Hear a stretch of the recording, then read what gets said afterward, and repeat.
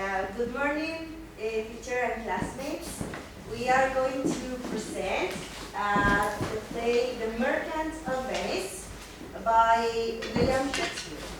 My name is Jaira Neira. They are my classmates Juan Pablo Mella, Constanza Pizarro, and Miguel Loyola. First, we are going to give you a brief description of the author. William Shakespeare was an English poet and playwright, and he's widely considered to be the greatest writer in the English language. He wrote 38 plays and 154 sonnets. He was born in Stratford upon Avon on 23rd April in 1564. His father William was a local businessman, and his mother Mary was the daughter of a landowner. In 1582, William, at the age of 18, married an older woman named Hathaway. I don't know if you know an actress whose name, but this is another Anne Hathaway. They have 3 children, Susanna, Hamlet, and Juliet. And around 1590, he left his family behind and he traveled to London to become an actor and a playwright. And eventually, Shakespeare became the most popular playwright in England. Well, the plot of the story, The Merchant of Venice, begins with Bassanio that needs money in order to woo a heiress Venetian girl named Portia. So in order to get the money, he goes to one friend called Antonio in order to lend him some money, but Antonio doesn't have the money in his hands right now because all his money is invested in a fleet that is at the sea at the moment. So they go to the Jewish moneylender called Shylock, but they don't carry along very well because Antonius is a Christian and they complains to Shylock business because of Shylock's offer loans with very high rates of interest. So it's like taking advantage of the other people's situation. Can you change the thing? So Shylock agrees on lending money to Bassanio and to Antonio, but with the condition that if the money is not paid in the date conveyed or agreed, Shylock will take 1 pound of flesh, of Antonio's flesh. So that's the condition. Well, in another part of Venetia, in Belmont, Portia's father, according to the terms of Portia's father's will, the suitors must choose among 3 caskets, and the one that chooses the right casket will marry Portia. So the princes of Morocco and Argo go through this test, but they fail.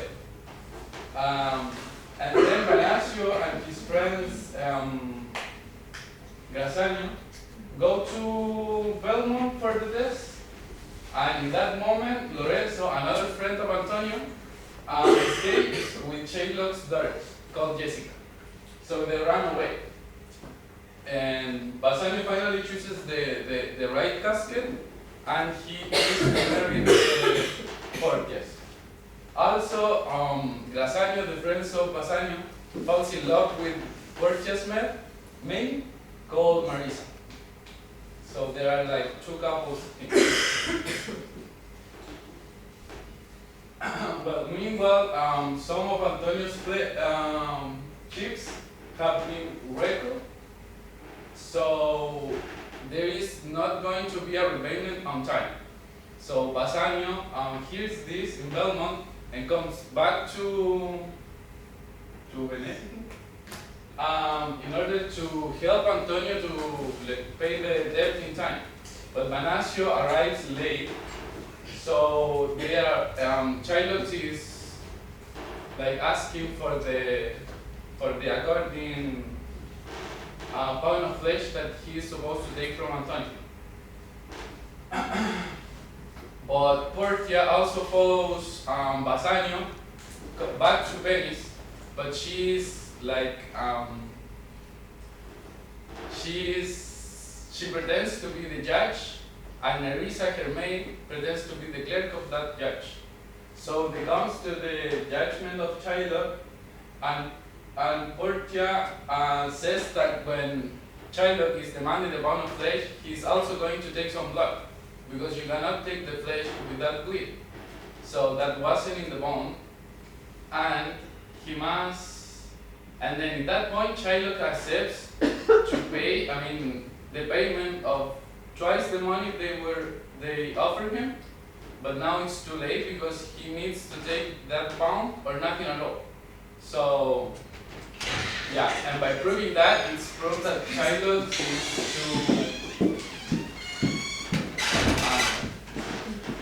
is to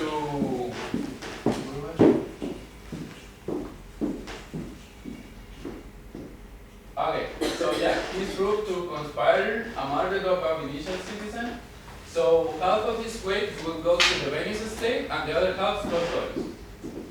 Well, at the end, Antonio gives the Shylock's corresponding to him back to Shylock, but in order to, after he dies, all his wealth will go to Jessica and Bassanio that were to marry before when they both escaped.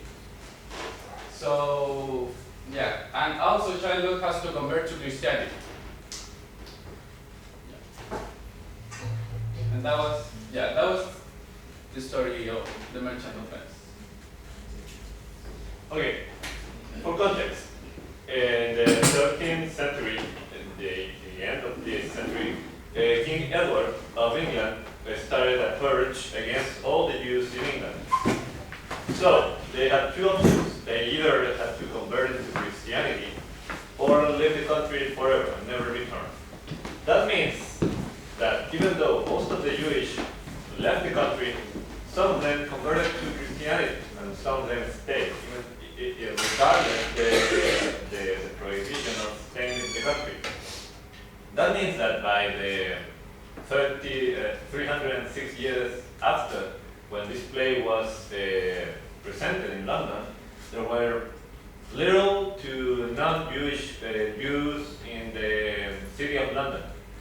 This created an environment where Jews were hated, were feared, were seen as lesser persons because of the conditions they were subjected to. This reflects also in the fact that most of the plays that had Jews as a character were portrayed as the antagonist, the bad person that wanted to crush the hero's dream.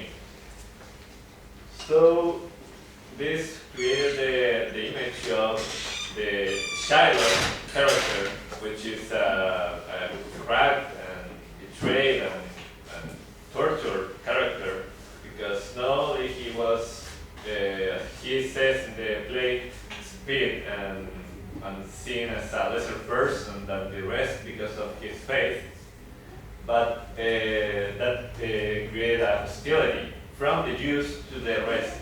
And as Juan Pablo said, they started to give loans, but wanting to receive big interest with that loans. So now the characters of the play. First we have Shylock, who is a Jewish moneylender in Venice, who is very angry because of the mistreatment that he receives from Venice Christians. Although in the play he seems to be cold and like unhuman, he also demonstrates to be a quiet man. Then Portia, a wealthy heiress from Belmont. Portia's beauty is matched with the intelligence, with her intelligence. her father forces her to marry to any man that chooses the correct casket, and she is one of the most clever characters in the play. Then we have Antonio, the merchant whose love for his friend Bassanio prompts him to sign Shiloh's contract and almost lose his life. He has like this obsession and almost incorrigible dislikes for Jews, and he is a beloved friend and proves that the Shiloh conditions. Then we have Bassanio, a gentleman of Venice and kinsman, and also a dear friend of Antonio. Bassanio's love for the wealthy Portia leads him to borrow money from Shiloh, with Antonio as his guarantor. Then we have Graciano, a friend of Bassanio's, who accompanies him to Belmont. He is the most vocal and insulting critic during the trial, the final part of this play. And Graciano falls in love with eventually with Portia's lady in waiting, whose name is that we mentioned earlier. And then we have Jessica. She is Shiloh's daughter. Jessica hates the life that her father has and the environment that occurs in the house. And the fate of her soul is often in doubt.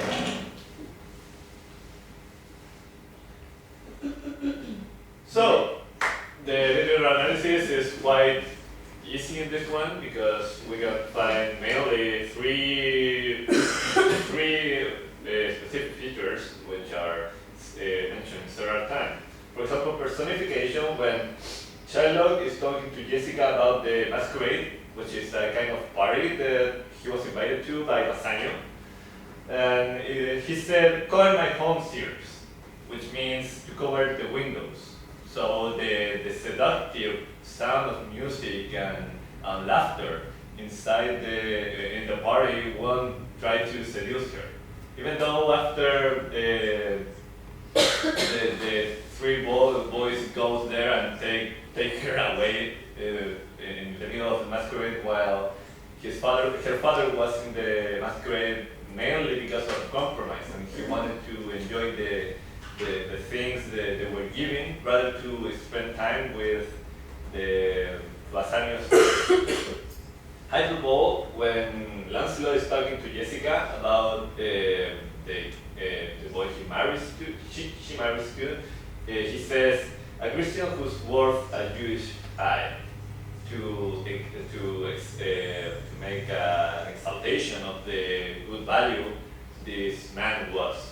And a soliloquy, which is an internal discourse a person has with him or herself, and Jessica and Lancelot are very prone to do this because they spend much time of the play alone.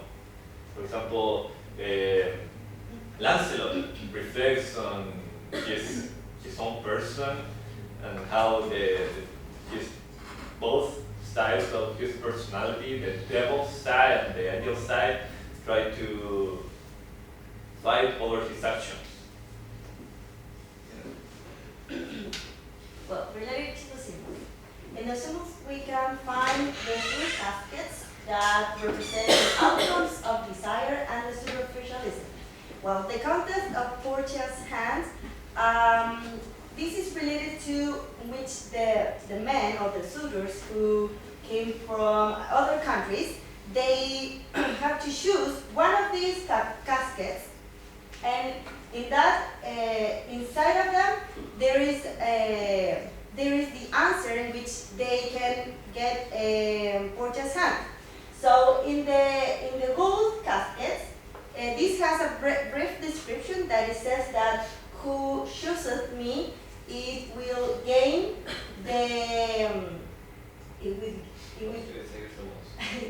What he desires the most. Yeah, it will gain what the person desires the most. says, "Who chooses me shall gain what men desire." And the second one is the silver, which it says, "Who chooses me shall get as much as he desires." And the last one, the lead casket, says that the person who chooses it will give and risk everything that the person has. So the idea of these three caskets was that in that time the Christianity was very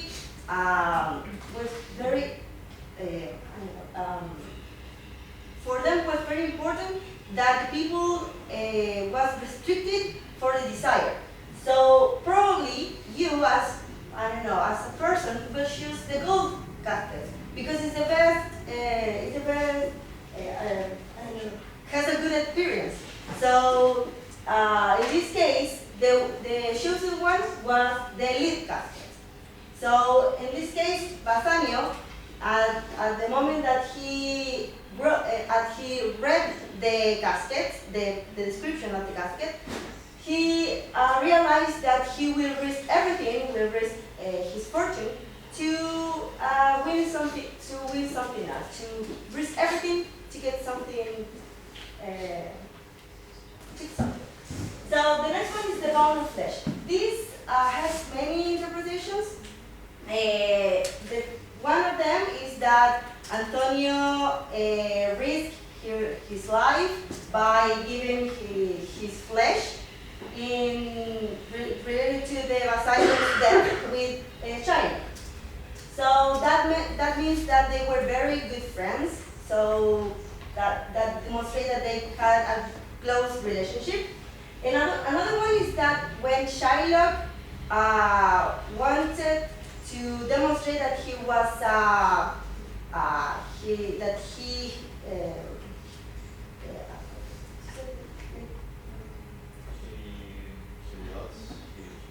that he wanted to demonstrate that he was a man with power, that he wanted how to say satisfaction. That he was satisfied with when Antonio gave him his flesh. When Antonio tried to give him his flesh. So that's part of the consequences. That because of the Bassanio's death, Antonio had to give his flesh. And the last one is Leah's ring. This has a brief mention in the story in which Shylock gave a ring to his wife Leah, and also mother of and also Jessica's mother. And this woman, Leah, sold the ring for a monkey. So Shylock thought, why she would do that? Because I love her and she did it. And this demonstrates that Shylock was as you mentioned before, he has heart, that he was a quiet human. Yes, that we never thought that he was a good man inside, but he was. He was a human and he felt love as well. Well, the tone, Shakespeare is supposedly writing about comedy characters in a comedic situation, but the plot of the play forces the reader to recognize that much more is going on than what's in the surface. So the overall tone of this play, The Merchant of Venice, is ambiguous, is split between despair and celebration, and seriousness and playfulness.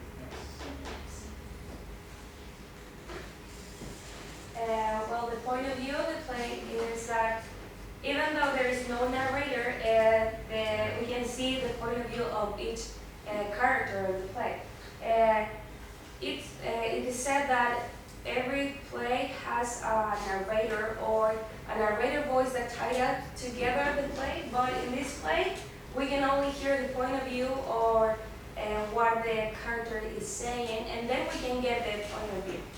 There is not a person that's telling us that what the character is thinking or what is going to happen next.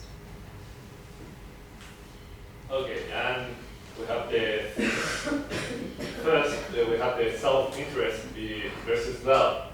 Okay, for example, we have the love that Christians have for each other. For example, so the Christians value human relationship over the business ones. However, Bassanio saw Portia at the beginning as a solution to his economical problems, because he wanted the wealth that she had. And on the other hand, we have a Jew character such as Jessica, who was raised in the Jewish faith, and she wanted to leave her father, even though she took most of his belongings with her, but she wanted to be free, to get away from that environment of people getting in debt with her father. Then we have the divine quality of mercy. So we have two sides here, the Jews and the Christian ones. Where the Jews are most of the Old Testament, where we have a revengeful and God who looks for satisfaction of the rules and total obedience. We have on the other hand, we have the Christian side, which live for the New Testament, where you have a God that speaks of love and forgiveness and buying a place in heaven by showing mercy and forgiving others. As Jesus said, forgive 77 times, to emphasize that we shouldn't be counting how many times we forgive our enemies. Next one. Then we have the hatred as a cyclical phenomenon, because hate provokes hate. So we have the King Edward who expelled all the Jews in 2012-19, and then we have Shylock who was born in that environment. London, where Venice, where we have Shylock, which is a reflection of the environment that was happening in London at that time, 1596. So we have Shylock, who was hated by the Venetian people. We have Shylock, who started to hate people by giving loans with high interest rates. And we have Bassanio, who hated him because he was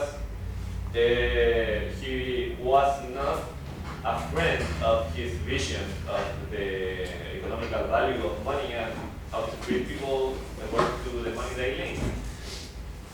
And there we have, I don't know if Shakespeare was looking for this in the moment.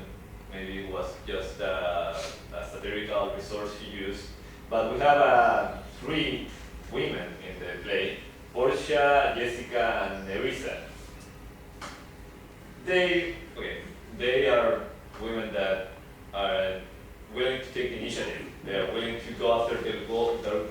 They are willing to do anything they need to achieve what they want. For example, Portia and Nerissa lied to their husbands just to help them out, and his friend, who was helping Bassanio to achieve what he wanted, even though they didn't know.